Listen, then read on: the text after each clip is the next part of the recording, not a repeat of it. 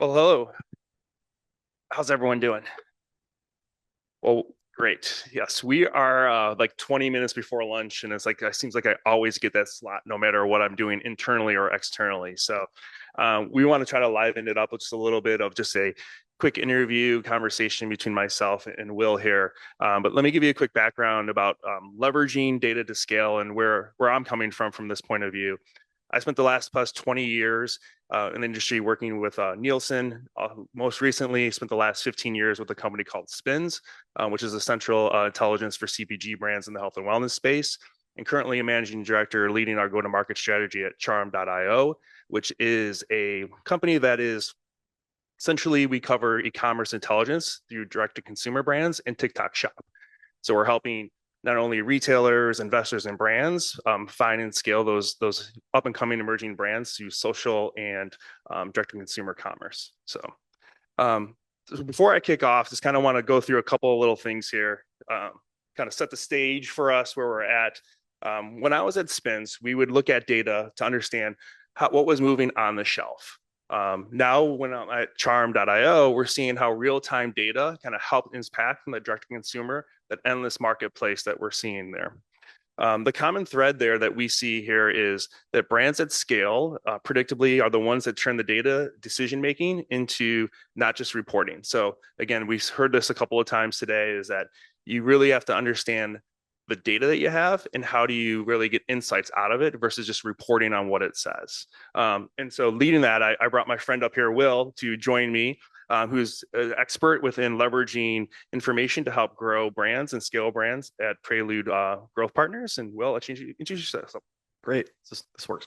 Well, thank you, Enrico. I'm really excited to be here. I guess my background is, as Enrico said, a slightly different perspective on growing and scaling brands in the sense that at Prelude Growth, we are growth equity investors partnering with emerging high growth CPG brands to, um, in many cases, invest minority capital, significant minority capital, to help scale those brands from anything 20 million in sales up to 500 million plus, ultimately to hopefully a strategic exit, but if not, a very good outcome in 5 to 7 years. So Prelude's been around for 8 years. I joined on at inception, so we're investing out of our third fund, which is a $600 million fund. We closed this past August. We make 1 to 2 investments a year, very selective, concentrated portfolio.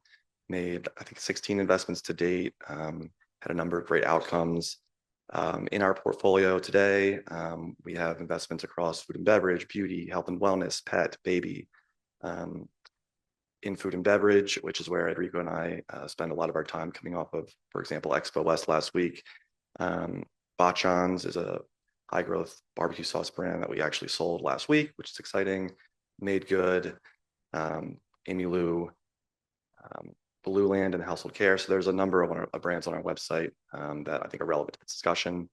My background has been on the investing side. I was an investor at Goldman Sachs, and before that, Towerbrook, before Prelude Growth.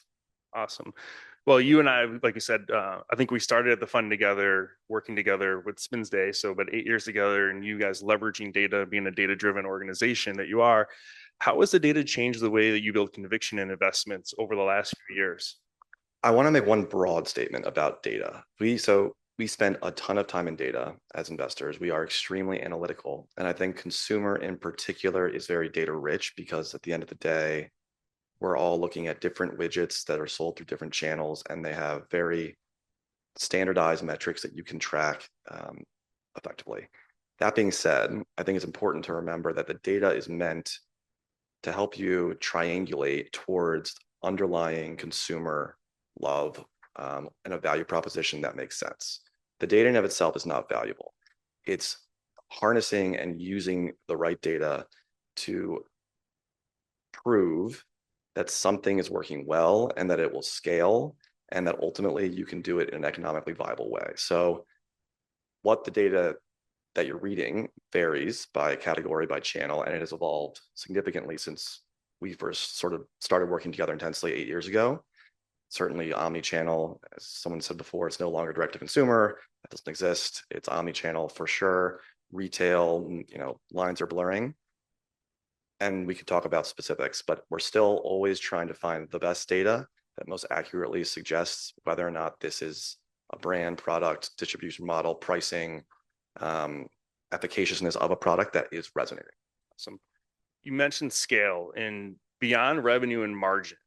What are some of the other key metrics that are most influential that give you confidence that a brand can actually grow? So it varies, but let's say we always look at social media engagement, for example, and I think Charm is a great tool that helps, particularly for direct to consumer or digitally native, I should say, products and brands. It's a little more opaque with spins and with retail traditional track channels.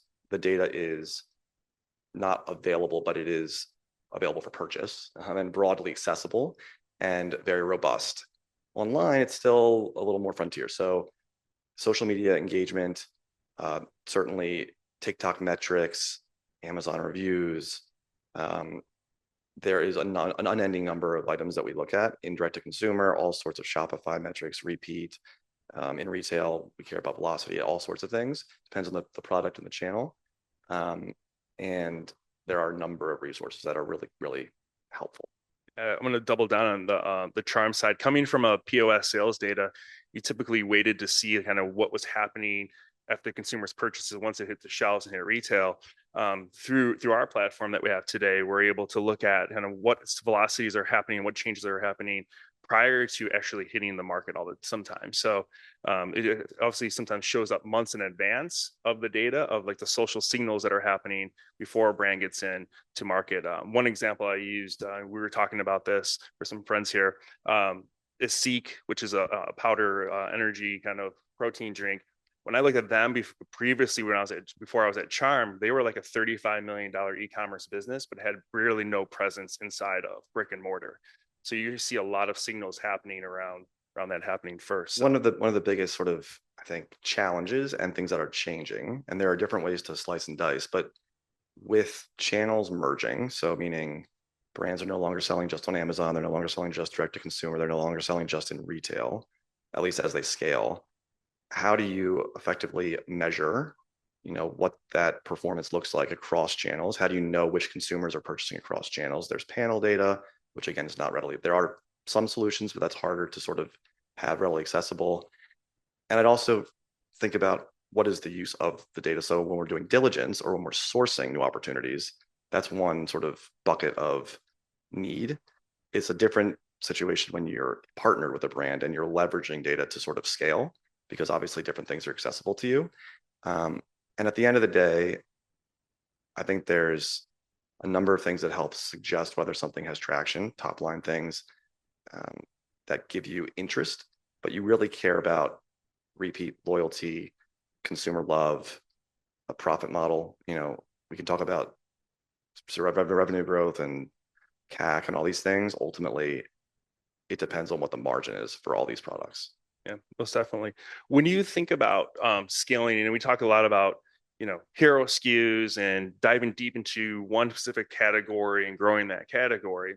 I'm going to take one step back and say, or dive down a little bit further. If you're a strategic or also probably investor, depending on the stage you're in, how does the data help you validate adjacent plays like new categories, new channels, new customers that you want to get after outside of that hero SKU that they have at one or two? Yeah, a lot. So hero SKU, broadening your assortment within a category is easier and certainly more um, something you can execute against more easily. And that we look at whether it's survey data, so consumer insights, there's data, but then also talking to consumers, getting actual anecdotal things can be helpful. You can scrape reviews, Reddit. I mean, the past two presentations have been excellent. I would go back and look at all the things they list, because basically in an analog world, we're doing a lot of those things. And over the next 5 years, probably more of it will be automated. 2 weeks ago, the world was different than it was today with all the AI capabilities and the data out there that you can synthesize. Product extension into new categories, generally speaking, is far more difficult and far rarer than people think. Everybody's building a platform brand, and our view, and this is not what everyone needs to operate with, is you should really go deep in your core and broaden later only when you're super confident and the assortment is sort of very solid as it stands. The data can help suggest, but ultimately, if it's new, then it's harder to measure. Yeah. I know when we were at when I was at Spins and we would look at like category inflections and it showed up on velocities and baskets before it was purchased. Now you see like earlier signals that happen in the marketplace. Like we saw like TikTok videos, right? And how is that driving consumers? And you might have been geared towards a female base, but someone picked it up on a creator, and now all of a sudden it's totally shifting angles, right, to a different genre. So I think those are interesting to follow, and how it's ever changing how you're driving the consumer. These There's consumer so many base. hacks. I mean, like it's different companies take different paths, but Facebook groups are one of those things that can help you defy gravity economically. It's sort of old school, but there are these Facebook groups and number of brands, whether it's a Jobby or a Oats Overnight, or that they have a really passionate group of Facebook. I'm talking old, Facebook, not Meta, not Instagram, like Facebook communities where they use it for um, product development, and they iterate with those consumers to help decide where they should go.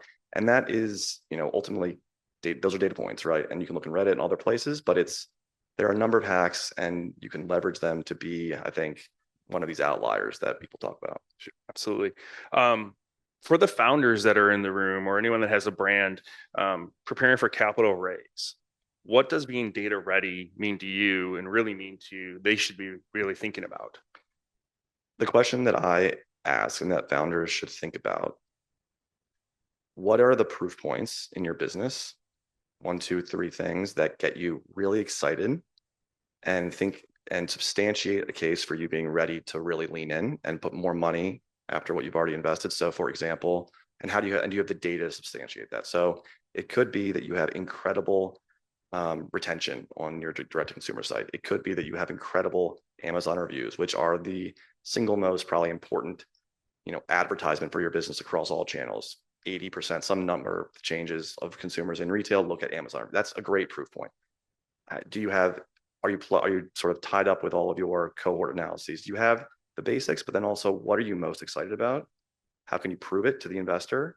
And what evidence can you suggest that this is actually something you can invest behind? That's how I would think about it. And then happy to talk specifics for any other brands. Yeah, I think one thing that we make sure when you think about data and you're talking about data with folks and we're looking at your business is not to just talk about like where you've been kind of and what you've done, but like how are you leveraging that to drive your business forward, right? So like when you think about if you're a brand that constantly has to be on promotion, or you're thinking about what pricing, it's like that's great to say, hey, we know we can take margin from our pricing and promotion and what we're doing, but it's like how are you going to leverage that across the different channels that you're playing in, right? Yeah, I mean, price pack architecture, it's, a term we use all the time, which is some brands, we saw one before, they're always on promotion. That's a strategy. It just means they're pricing their, list price high, and they're discounting it down to what they're typically or should be selling at really. But price pack has, for example, as you look across channels and you scale the business, depending where you are today, are you selling the product at a price that can scale? Do you have the margin that will support the business investment going forward? What is the cost of acquiring your new customers? What's the right algorithm for profit and growth? And then basically putting that into numbers that investors can understand, because depending on your stage, venture is different than growth. I should have mentioned we're growth investors. So every business we invest in needs to have a great outcome. We don't make that many investments. Venture is different. We're not swinging for the moon. We're not shooting, for the 100 times X, and 10 zeros. But at the growth stage, why do you think you're ready to invest $20 million into whatever the mousetrap is you have at the moment? All right, here's a good question for you and probably a lot of the investors in the room here. So, and good for brands to know. Once you close a deal, how does how does data shape the next 12 to 14, 24 months for you to create value? Because you obviously look at, and all the investors look at a ton of data. I've supported a ton of companies on diligence projects in the past, so I know how deep you guys go. Yeah. But once it's closed, how do you guys really dive in and help? I'll use one specific example that can help sort of illustrate where data has played a role in really pivoting, which is a company called Blue Land. It's a household care brand. They have no removing plastic waste from the ecosystem. It's all laundry detergent, dishwasher soap, and some spray cleaners and soap that's refillable. No plastic, no microplastics in any products. This was a direct-to-consumer business that started online. Let's call it sub $100 million when we invested in during COVID in 2020, 1-ish. This was pre-iOS 14, incredibly strong economics direct to consumer, could spend on Meta, get great returns, lots of customer loyalty. iOS 14 happens. Like other companies, the cost of acquiring customers changes overnight. If you have your data set up right and you're on top of things and you understand what you can afford to acquire customers, where the other opportunities are in the category, you have the data for people are spending on Amazon, people are spending in retail. This company in particular was very nimble with the help of really savvy investors and board members to navigate, I think, in a way that other companies could not, which is to say, significantly pull back on Meta and Instagram spend, recalibrate towards an Amazon strategy, which was, at the time was not popular, especially for direct to consumer. Losing that relationship with the consumer is not something they look to do, but Amazon is an incredible channel. Focusing on the products and the categories that are working on one channel, not another, and then ultimately pivoting. You have to be nimble. You need to have a framework for where your business is doing well or not, and the data is sort of the key to that. So Charm, for example, just to do a free plug, is one of the tools that we at Prelude use in our repertoire because it's one of the few that gives you a sense for, from a sourcing side, what brands are doing well in channels that are more difficult to track. And then post-close, certainly competitive intel, are we keeping up with where we want to be? It's been helpful for us. Awesome. Yeah, I think when you think of ongoing competitive benchmarking and channel performance really helps turn visibility into often turns your strategy from a reactive to more of a proactive strategy and really understanding how to leverage insights to kind of, hey, get ahead of the ball game, right? See what's around the bend and kind of what's happening in the past, what happened in a previous competitor, kind of benchmarking and say, oh, here's what happened to them. How do we avoid that turn? Well, as we kind of round this up, I think, one more question I have for you is if you had any advice for brands or just folks in this room on how to leverage data for capabilities early, what would be the best solution you would look at? It's a loaded question. Carm. Yeah, aside from signing up for Charm, no, I think it's overloading with data, and it's really easy and seductive to just go overboard with data in today's world. I think you need to figure out what matters.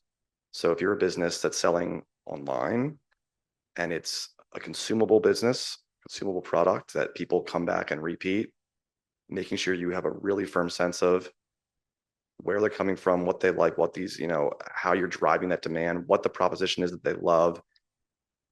If you're more one-time, sort of like a hoodie business that we looked at on one of these examples, that's different. But I think you need to identify what matters to you, build a deep relationship and sort of capability set with that tool, whatever it is, but be nimble because the yard marks keep moving. It's faster, and ultimately, you're just trying to find the efficient frontier of wherever the opportunity is. It's hacking your way up. Very few brands are and by the way, there's turbulence for every brand. Liquid Death, I can tell you as an example, has not been a clean up to the right. Rune's not been clean up to the right. But for these unicorns, there's 100 examples of ones that need to pivot and hack, and having your data set up helps you do that well. Yeah. I think, one thing that I've always kind of talked about, I'm a big sports person. I coach a lot of travel basketball and stuff. So, but in the data world, people are always like, I don't need data. I don't need insights. Instinctively, I can go ahead and do well with the information that I have. But I always talk to brands and folks like, there's a reason why when it's third and short, you see a different running back come in, right? There's a reason why when it's, 7 and fourth down and we're going for it, you see the lineup changes because there's statistically data behind all the plays, but instincts always kicks in too, is where if the back hasn't been doing well, you go with what's running really well for you. So you don't always have those, but it's like when you think about leveraging data, everyone leverages data all the time. And so to make sure you're moving the right play at the right time, you have to understand your insights and what's driving your growth and how do you best capitalize and put your best foot forward. And sometimes it's instincts and sometimes it's a data-driven decision.